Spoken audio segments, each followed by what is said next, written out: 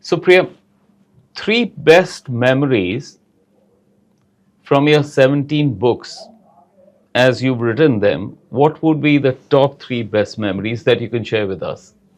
Oh, interesting. You mean biographies or fiction? Ah, good question. Both. Both. Okay.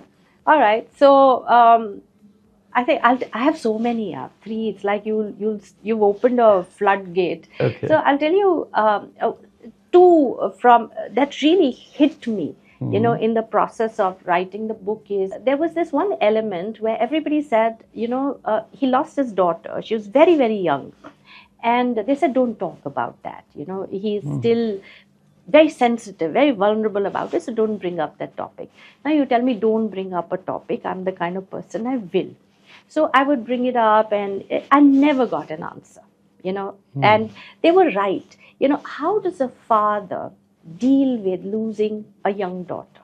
How? It's not possible. But while I was writing the book and I came to that point of her passing, I wanted to express it, and I just couldn't get a hold of what that man felt. And here's what I did: I left the pages blank, and I said, he hasn't dealt with it yet. And maybe one day he will fill it. And the publisher looked at it, and even when you read the book, you're like, blank pages, maybe it's an error. And they say, I haven't dealt with it.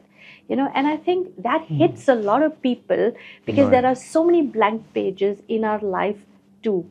And my publisher said it has never been in the history of writing that there are blank pages where you're vulnerable and honest enough to say, I haven't dealt with it, and I'll come back to it someday, maybe not. So that was one. So there's another one. And this is with a book that is not yet released. And I was, every time, I don't know if I can say his name yet because the book is not yet released. So every time he would turn around and ask, point it to me. And there was one time he asked me a question, so how long are you planning to live? So it's like, what? Yeah.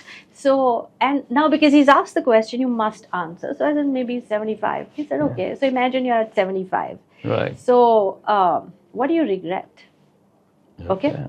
And he's telling me, what do you regret? And I said, I regret, and I started on a list. And he said, what are you waiting for?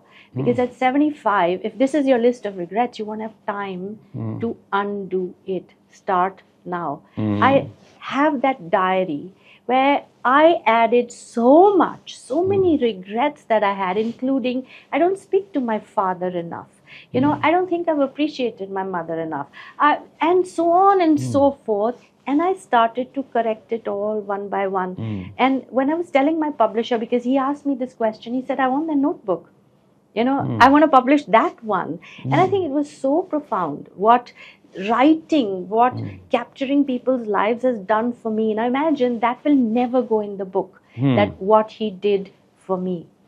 So I think it's amazing. And then this fiction book I wrote, I Will Go With You. It's about a flight that crashes, that doesn't land.